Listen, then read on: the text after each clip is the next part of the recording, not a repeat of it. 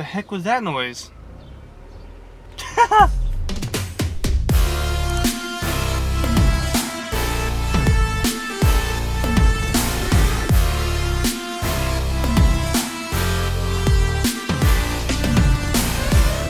Yo, what it is, guys?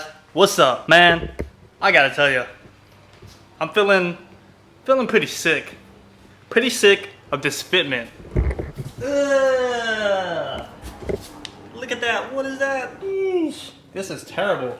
So, just a quick recap. The Prelude got hit not too long ago, and I had to get a new fender, which is the blue fender I have right now. So this blue fender, it's rolled, but it's not really pulled. And so I had to raise the front up a little bit so I could have some clearance. Because when I first put on that fender, I drove it for a little bit, and I was getting a lot of rubbing in the front, and it was actually eating the sidewall of the tire.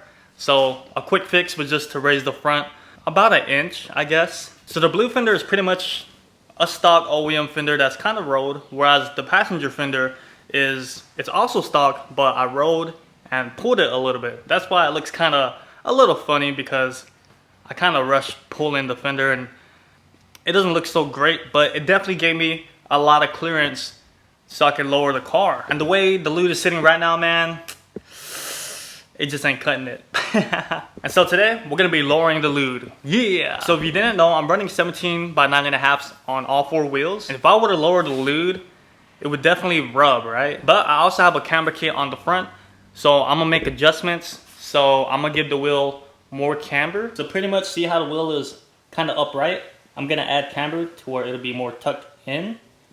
And then we'll have more clearance for the fender. Now, I know it's gonna throw off my alignment. Hopefully not too bad, but since I have two cars, I'm not gonna be driving the Prelude every single day. And so camber wear is not gonna be a huge deal for me. All right, so these are SPC front camber kits for the Prelude SH. And this is what's going on. Right above it, it's hitting right here and it's making all these dents.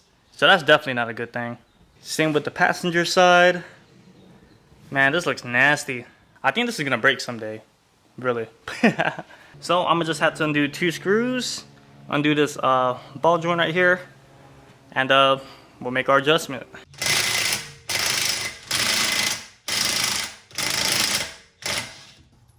Oh shoot! Good thing these are reps. See, having replicas are a good thing. You get to kind of mess up, and it'll prepare you for when you get nice, super expensive wheels that cost more than the car. Alright, the cast nut and the cotter pin are off. Now it's time for the part where I usually mess up.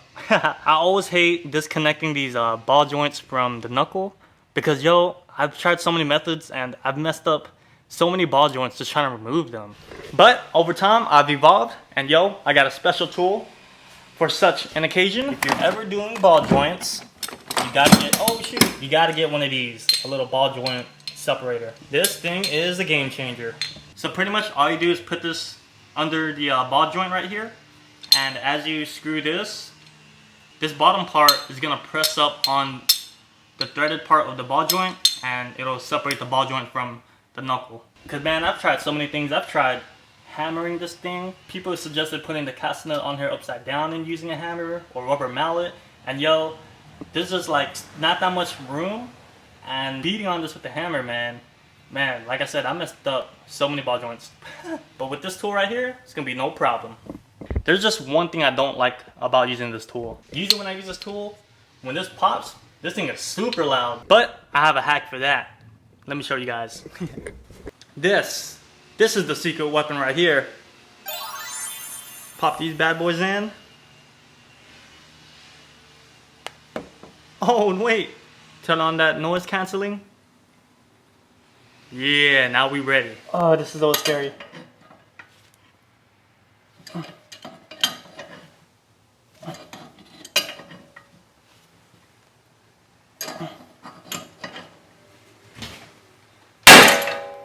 Alright, so this is how we make the adjustment. We're just gonna loosen this, and there's some markings right here that you can see behind the washer.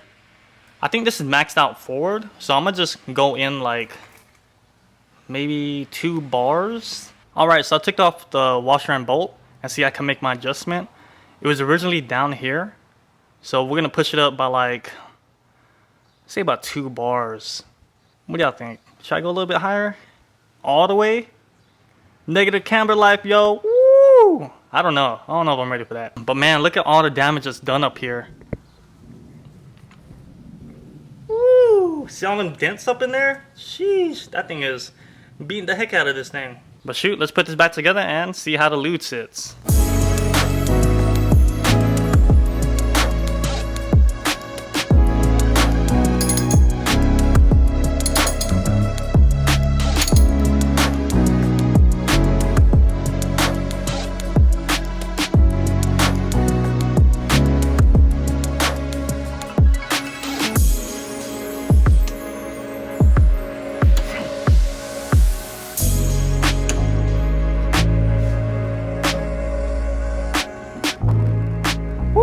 Time for the moment of de la truth. All right. Woo, woo, woo. Too fast, too fast. Let's see how it looks.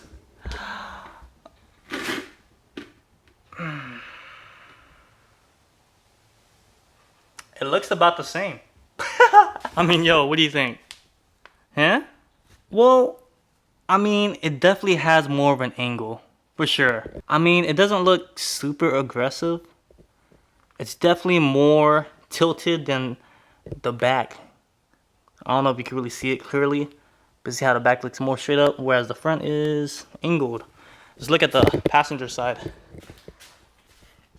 Dang! It's definitely more obvious on the passenger side.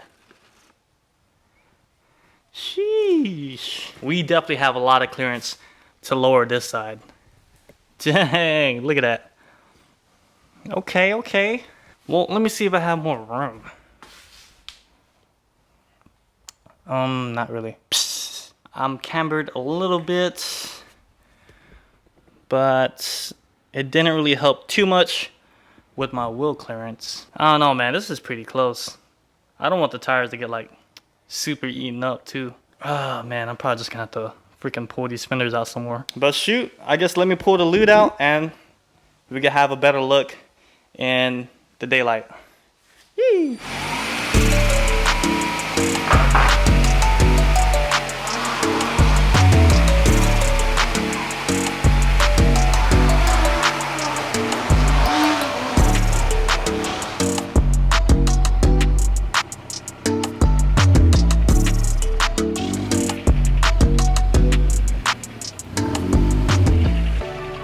Man, do you see that?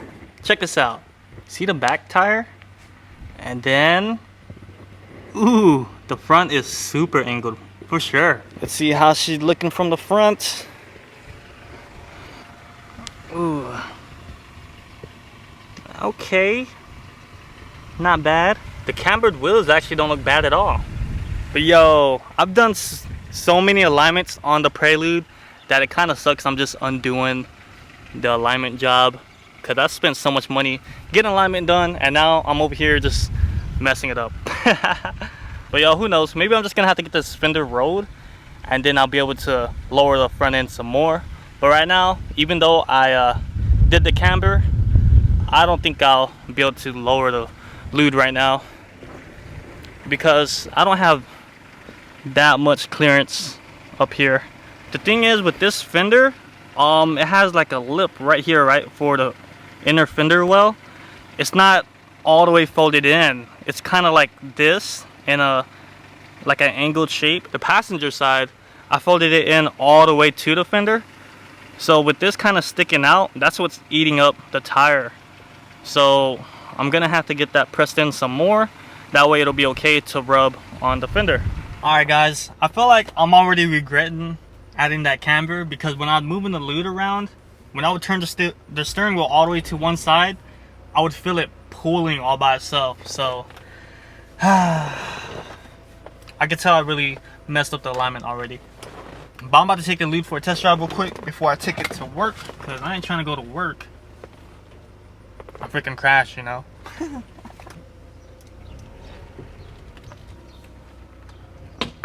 Oh, the heck was that noise?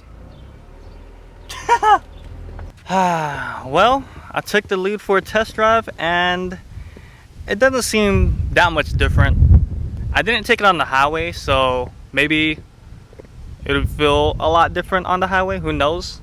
But man, I mean, adding camber didn't give me more clearance, but it does add like a little subtle touch to the Prelude. It makes it look a little more aggressive.